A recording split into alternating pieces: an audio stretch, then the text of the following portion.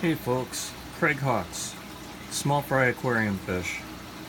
What you're looking at are the fry from my super red, longfin super reds that I discovered Christmas Day. If I had been more diligent, I would have known when they caved up, but I was busy doing other things like trying to get my 333s to breed and my 046s and all that nonsense. But these guys are awesome, and they love me because they keep spawning, and doggone it, I think these are just the cutest and awesomest little guys there are in the whole world. I want to kind of take you through the evolution. These guys are right now in one of the breeder boxes. You can see the water bubbling in through the top, goes, through the various grids here from left to right. I put a piece of sponge up here, let me reach my hand up, right there to keep the fry in. Doesn't always work, because take a look down here. This is where mom and dad, and I will grant you, I did leave, and I'm going to try and get a light in here too.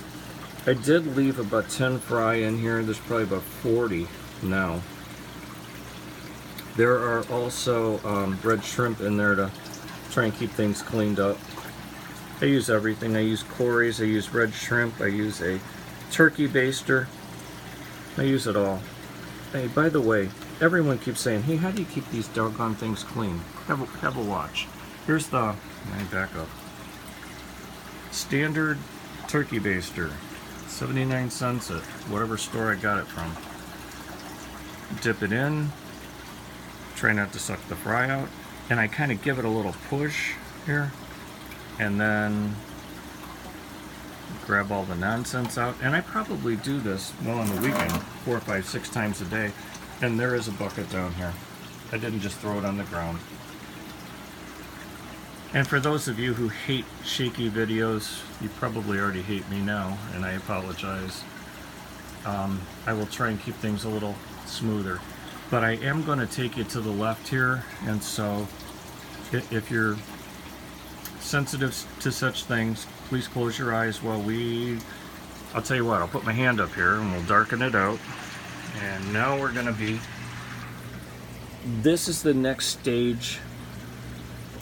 Well, it's actually the second stage. I'll show you the next stage in a second. These guys are at about 3-month-old range. You can see that there's a lot of long fins. There are also some short fins in here, but those guys actually have the long fin gene to them. We'll visit that in a couple of seconds. I'm going to drop you down here. This is a 10-gallon I just put together today. All it's got is a sponge filter and a heater. Very Spartan of combinations. And that's where the fry are going next. Once, what is this, mid-January?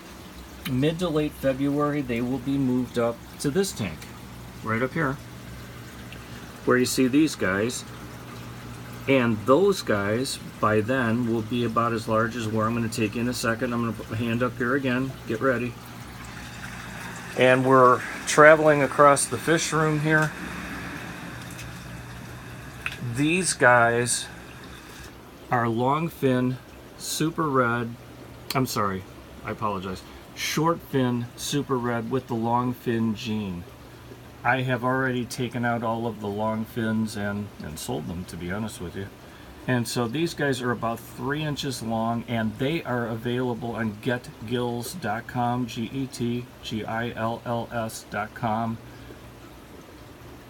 in the small fry aquarium fish store. Now I'm going to just shoot to the left a little bit. These are also short fin, super red with a long fin gene. They will probably be for sale in about 2 to 3 months, because what I really want to do is I want them about the size of the guys that you see over here. These guys are literally, I would tell you, 2 to 3 months from spawning. And what does it mean when you get a a short fin with long fin gene? It means when you breed them with each other, you're going to get about a 75% long fin, 25% short fin. If you breed them with another long fin, you'll probably get a little bit higher yield. So Okay, I don't want to make a project out of this, but if you have any questions, please leave them in the comments below. I would sure appreciate it if you were to subscribe to me. I will do my best not to abuse it and put out a bunch of videos that you don't want to see. And oh, hey, up above this, I did want to talk about that. Those are red-tailed tetras, is at least the title I bought them under. They are the most awesome tetra because they do, as you can see, they're almost like motionless. They make the bristle nose feel so comfortable.